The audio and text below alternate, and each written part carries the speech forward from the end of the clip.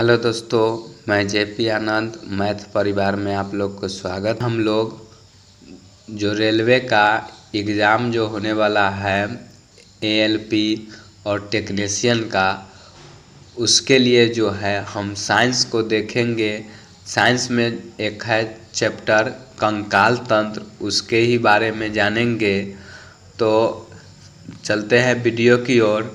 देखिए, दिया गया है मानव भ्रूण में हृदय स्पंदन कब प्रारंभ होता है। तो मानव भ्रूण में जो होता है हृदय जो होता है कब माने स्पंदन शुरू हो जाता है हृदय, तो याद रखना है चौथे से पाँचवें सप्ताह में। उसके बाद दिया गया है प्रश्न, मनुष्य की खोपड़ी में कितनी अस्थियाँ होती है। तो मनुष्य के खोपड़ी में जो होता है कुल जो होता है 29 गो अस्थि होती है। ये सब जो है क्वेश्चन जो है आपको लिए जो है हेल्पफुल होगा। वीडियो जो है आप पूरे देखिए। उसके बाद दिया गया है प्रश्न, प्रतिवर्ती क्रिया का नियंत्रण केंद्र कहाँ स्थित होता है। तो प्रतिवर्ती क्रिया का नियंत्रण केंद्र जो होता है कशेरुकी रज्जु में स्थित होता है। याद रखना है, कशेरुकी रज्जु जो होता है प्रतिवर्ती क्रिया का नियंत्रण करता है। मतलब समझिए जो प्रतिवर्ती क्रिया क्या होता है। मान लेते हैं कि आप अगर जो छत पर है पीछे से आकर अगर जो कोई भी हुआ कर दिया चाहे गिरा दिया, तो वही जो होता है प्रतिवर्ती क्रिया। तो उसका केंद्र जो होता है कौन होता है, तो कशेरुकी रज्जु होता है।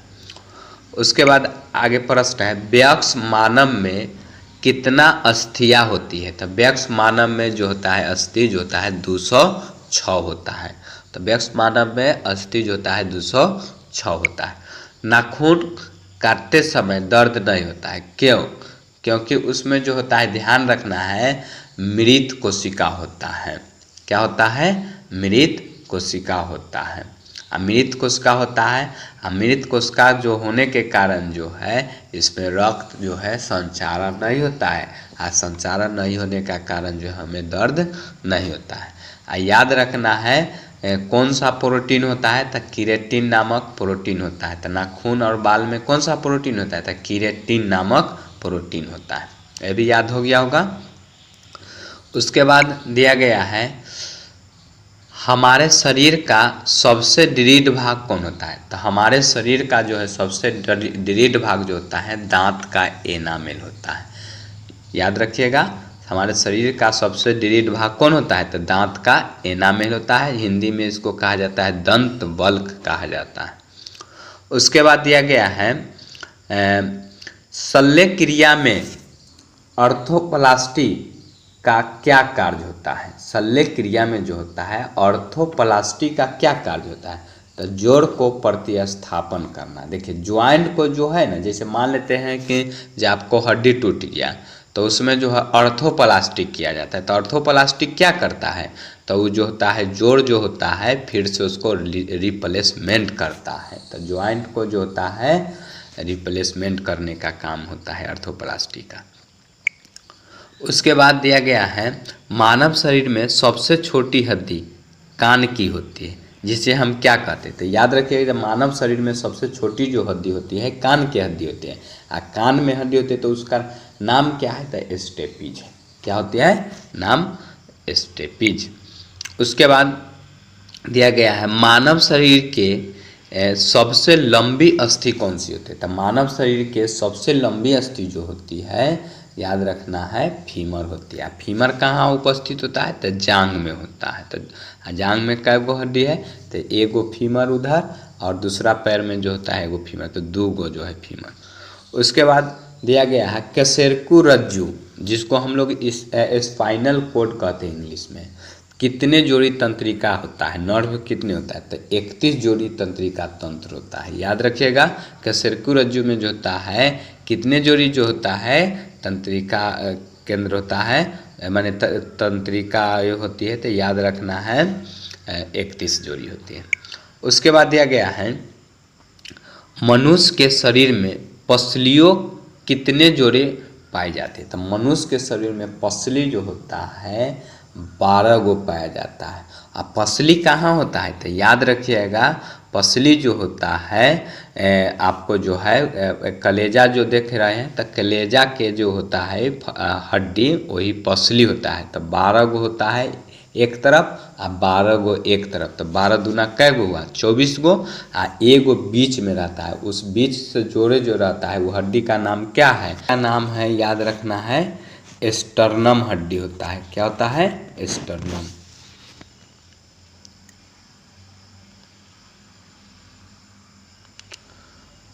उसके बाद दिया गया है मानव शरीर के डिम्बाहिनी नली में शुक्राणु डिम्ब को निषेचित करता है। तो याद रखिएगा शुक्राणु का जो है निषेचन जो होता है वो कहाँ होता है, तो डिम्बाहिनी नली में, जिसको हम लोग इंग्लिश में कहते हैं फलोपियन ट्यूब। यही पूछा जाता है रेलवे में, हमेशा पूछा जाता है क्वेश्चन, याद रखिएगा बहुत इंपॉर्टेंट है रेलवे के ये प्रश्न। तो निषेचन का क्रिया जो होता है डिम्बाहिनी नली में होता है। और डिम्बाहिनी नली जो होता है याद रखिएगा दो होता है, एक तरफ उधर मतलब एक तरफ नली जो होता है, जैसे समझिए जे ई दिया गया है और इधर है, तो ऐसा जो होता है देख रहे हैं, तो ये जो होता है जुड़ा हुआ नली जो देख रहे हैं ये डिम्बाहिनी नली हुआ, ये जो देख रहे हैं। तो मानव शरीर में जो होता है डिम्बाहिनी नली दोनों तरफ होता है, और वो मतलब अंडाशय 2 गो और इधर अंडाशय और इधर अंडाशय, याद रखिएगा।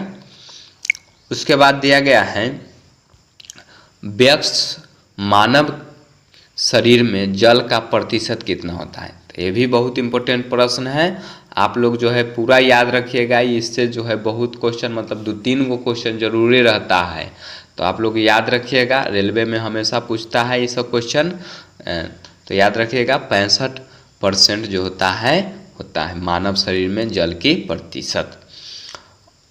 उसके बाद दिया गया है अस्थि एवं दंत निर्माण हेतु क्या आवश्यक है। तो अस्थि और दंत निर्माण के लिए जो होता है याद रखना है कैल्शियम और फास्फोरस जो होता है आवश्यक होती है। तो कैल्शियम और फास्फोरस से जो होता है अस्थि का और दंत का निर्माण होता है। उसके बाद दिया गया है मानव शरीर के सबसे मजबूत पेशी कौन होता है। तो जबड़े का हड्डी जो होता है मानव शरीर के सबसे मजबूत हड्डी होता है, याद रखिएगा। उसके बाद दिया गया है परिवर्धनशील भ्रूण की शुष्कन में कौन सा रक्षा करता है। तो याद रखिएगा उल्ब जो होता है एल्युमिनियम हम लोग उसको कहते हैं, वो जो होता है वो परिवर्धनशील भ्रूण की शुष्कन में जो होता है ड्राइंग में जो होता है सोखने में जो होता है काम आता है। तो याद रखिएगा बहुत इंपॉर्टेंट है, ये भी पूछा गया है प्रश्न रेलवे में। उसके बाद दिया गया है मानव शरीर के जीवन काल में कितने दांत 2 बार निकलती है। तो याद रखिएगा 20 गो जो होता है 2 बार निकलते हैं, इसको हम दूध के दांत कहते हैं। याद रखिएगा 20 गो जो होता है दूध के दांत या अस्थायी दांत जो है कहा जाता है 20। उसके बाद दिया गया है नीचे मनुष्य की श्रेणी मेखला में 3 अस्थियाँ होती है, उसका नाम क्या है। तो याद रखिएगा श्रेणी मेखला में जो होता है मतलब डाढ़ में जो होता है 3 गो हड्डी होता है, जिसका नाम याद रखिएगा यूस्चियम, इलियम और प्यूबिस। याद रखिएगा ये सब जो होता है डाढ़ में होता है हड्डी। तो याद हो गया होगा ये सब कहाँ पाया जाता है, तो डाढ़ में पाया जाता है। तो इसका नाम क्या क्या है, तो यूस्चियम, इलियम, प्यूबिस। आप लोग जो है नोट कर लीजिएगा, याद हो जाएगा, नोट कर लीजिएगा। तो उसके बाद दिया गया है प्रश्न मानव शरीर की सबसे बड़ी गुहा कौन सी होती है। तो याद रखिएगा मानव शरीर के सबसे बड़ी गुहा जो होता है कोलम स्पाइनल गुहा। याद रखिएगा कोनल स्पाइनल गुहा, ये भी जो होता है डाढ़े में होता है, याद रखिएगा। तो मानव शरीर की सबसे बड़ी गुहा जो होता है कोलम या स्पाइनलिक गुहा होता है। उसके बाद त्वचा पर चोट लगने पर क्या होता है, त्वचा पर चोट लगने के बाद उसका पुनरुत्थान किसके द्वारा होता है, तो घनाभकार उपकला के अनुसार होता है। तो याद रखिएगा, त्वचा पर जब चोट लगता है तो जो पुनरुत्थान मतलब हमको महसूस जो होता है किस उपकला के द्वारा होता है, तो याद रखिएगा घनाभकार उपकला। देखिए उपकला जो होता है, एपिथेलियम जो होता है वो जो होता है 4 प्रकार के होता है। तो 4 प्रकार में उसी का एक प्रकार है जो घनाकार उपकला होता है, उससे पता चल जाता है चोट लगता है तो। अब देखिए कंदरा मतलब जिसको हम लोग इंग्लिश में टेंडन कहते हैं, एग्जाम में कितना बार ये भी क्वेश्चन पूछा गया है, इंग्लिश में पूछा जाता है, याद रखिएगा। किसको जोड़ती है, तो पेशी को अस्थि से जोड़ती है। किसको जोड़ती है, तो पेशी को अस्थि से जोड़ती है। टेंडन, टेंडन मतलब समझिए, टेंडन क्या होता है, टन टन बजता है ना आवाज़, अगर जो कोई चीज़ पर पीटते हैं तो उसको टन टन आवाज़ बजता है। तो टेंडन से जो है आप लोग हड्डी हड्डी में बजाते हैं तो आवाज़ देता है, तो वैसे नहीं याद रखना, उल्टा याद रखना है। तो पेशी और अस्थि को जोड़ने वाला जो होता है टेंडन होता है। अब उसके बाद स्नायु दिया गया जिसको इंग्लिश में कहा जाता है लिंगामेंट, ये किसको जोड़ता है, तो ये अस्थि को जोड़ता है। उसको याद रखने के लिए जो है आप लोग कोडिंग ध्यान रखिएगा, उल्टा अस्थि को टन बजता है तो टन याद, टेंडन नहीं याद रखना है, उसको जो है आपको जो है लिंगामेंट याद रखना है। उसको पेशी और अस्थि से जो है टेंडन जोड़ता है, याद रखिए पेशी और अस्थि को। उसके बाद स्नायु या कंडरा मतलब टेंडन या लिंगामेंट किसका बनाता है, तो याद रखिएगा संयोजी ऊतक। पूछता है ये हड्डी जो हम लोग जो है पढ़ रहे हैं हड्डी के बारे में, कंकाल तंत्र के बारे में, तो वो सब जो है किस ऊतक के अंतर्गत आता है, तो संयोजी ऊतक के अंतर्गत आता है। रक्त भी जो होता है संयोजी ऊतक के अंतर्गत आता है। उसके बाद दिया गया है स्तनियों की अस्थि उपास्थि से हमें क्यों भिन्न कैसी होती है, तो याद रखिएगा हैबिसियन नलिका के कारण जो होता है स्तनियों की अस्थि और उपास्थि जो होता है भिन्न होता है, तो हैबिसियन नलिका के कारण। ये भी इम्पोर्टेंट है क्वेश्चन, एलपी में पूछा गया है प्रश्न।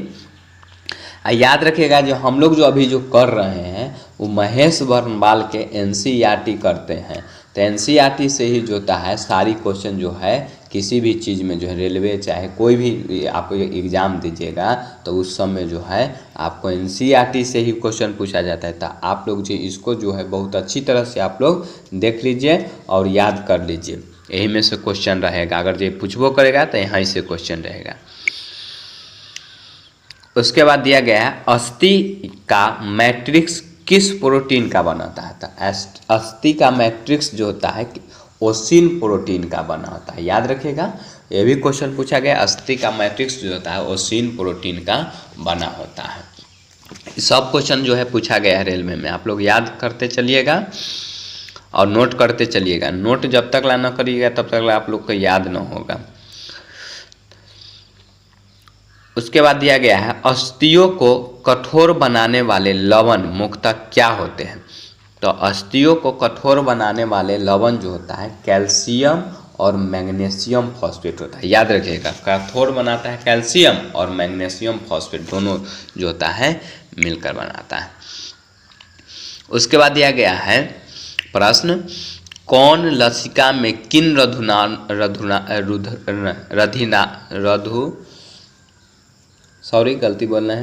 रुधिराणुओं की उपस्थिति होती है, तो याद रखिएगा लसिका में जो होता है लाल रुधिराणुओं की उपस्थिति है। लाल रुधिराणु को ही आरबीसी कहा जाता है। आरबीसी का फुल फॉर्म क्या होता है, तो रेड ब्लड सेल होता है, याद रखिएगा, या कार्पलस होता है।